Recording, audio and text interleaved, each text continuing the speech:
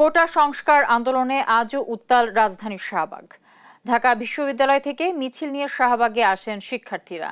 Police তাদের বাধা দিলে ব্যারিকেড ভেঙে শাহবাগ মোড় দখলে নেয় আন্দোলনকারীরা। এতে বন্ধ হয়ে যায় সব ধরনের যানবাহন চলাচল।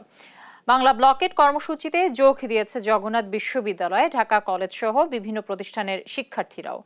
সহকর্মীদের সহায়তায় জুবায়ের রাজিনের প্রতিবেদন। বিকেল ৫টার পর শাহবাগ মোড়ে পুলিশের ব্যারিকেড ভেঙে এভাবেই সামনের দিকে এগিয়ে যায় আন্দোলনকারীরা।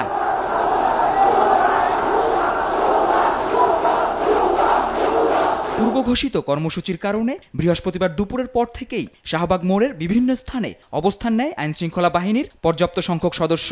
৪টার পর থেকেই ঢাকা বিশ্ববিদ্যালয়ের ক্যাম্পাস থেকে বিভিন্ন স্লোগানে শাহবাগের দিকে অগ্রসর হতে থাকেন শিক্ষার্থীরা।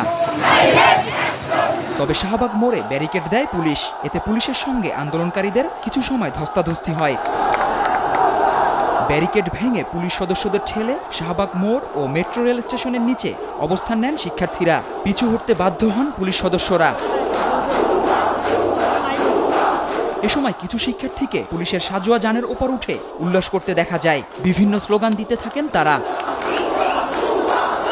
অন্যদিকে মিছিলের একটি অংশ শাহবাগ মোড়ে অবস্থান নেয়। এ সময় তারা বিভিন্ন স্লোগান দিতে থাকেন।